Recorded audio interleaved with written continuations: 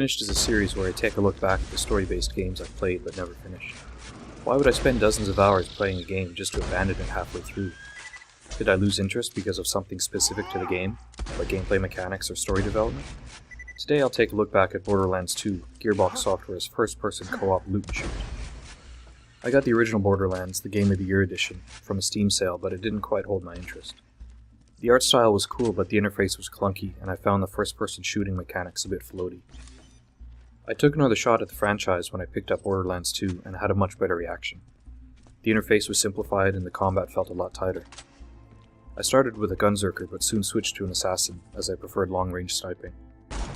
My initial experience as a gunzerker is indicative of one of the reasons I'd eventually lose interest in Borderlands 2.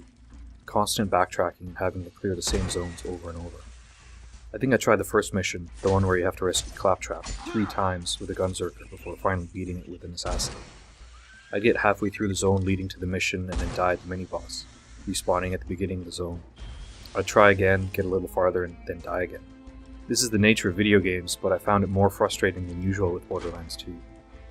I found my preferred playstyle after switching to the assassin and then got deeper into the game, and I had a lot of fun.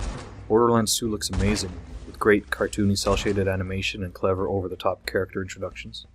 There's a great sense of black humor in the game, especially with the characters of Handsome Jack and Tiny Tina. The characterization of the player is pretty generic though, as you're basically the engine that drives the story forward, but the secondary characters are really interesting and diverse. The same can't be said for the gameplay, however.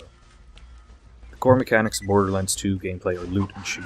There are dozens of containers spread across the different areas filled with money, ammo, and weapons. When playing, I think I spend half my time looting through the containers before and after clearing the areas of enemies.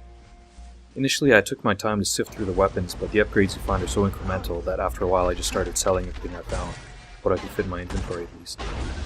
I'd say looting was secondary to the combat if it weren't for the constant enemies you have to fight when moving between zones. Granted, Borderlands 2 is an open world game, and as such, there's no one through path. However, even with vehicles and fast travel, moving around Pandora gets tedious really fast. Progress is saved at the beginning of zones, so if you have to stop playing halfway through, you'll have to start over at the beginning. This makes for a lot of backtracking and killing the same enemies over and over, and boy do you kill the same enemies. Bigger versions, different colors, stronger attacks.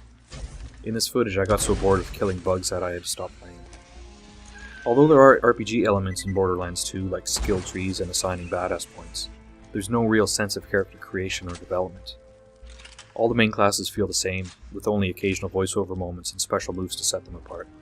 I never felt any character investment or ownership, and never felt drawn into the world.